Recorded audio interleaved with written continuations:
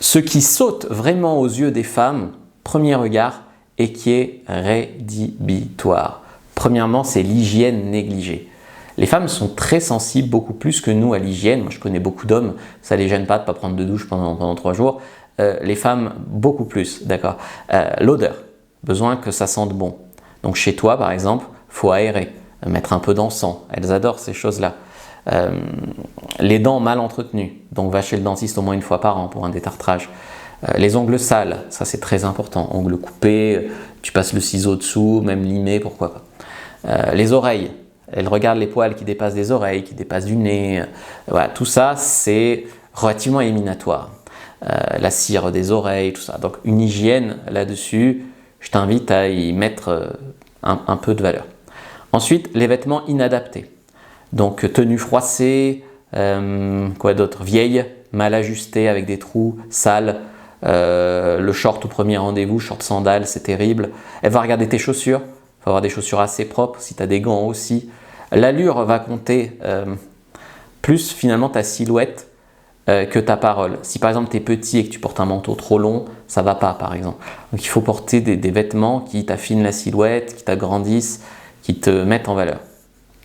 Le manque de confiance visible. Tout ce qui va être posture voûtée, finalement voix fuyante, regard fuyant, hésitation, voilà, c'est perçu comme une absence de charisme, donc un mec qui ira pas loin dans la vie, donc un mec pas attirant. La lourdeur sociale, donc un mec qui est mal ajusté socialement, il va couper la parole, parler trop fort, rire trop fort, monopoliser l'attention, se vanter, etc., etc. Souvent ça met les femmes mal à l'aise. Les mecs pensent bien faire, ils pensent en mettre plein la vue, mais ça marche pas.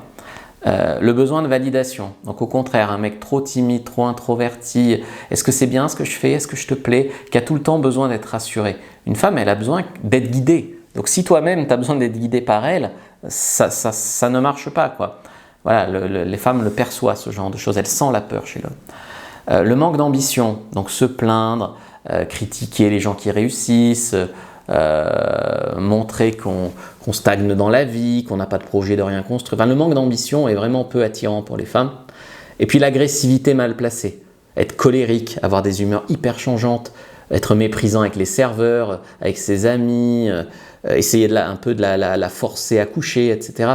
Tout ça c'est du red flag instantané. Et les mecs violents ou quoi, finalement ça ne va attirer que les filles dérangées. Faut se le dire quand même, il faut avoir un terrain propice pour qu'elle aime ça, quoi. Et malheureusement c'est pas sain.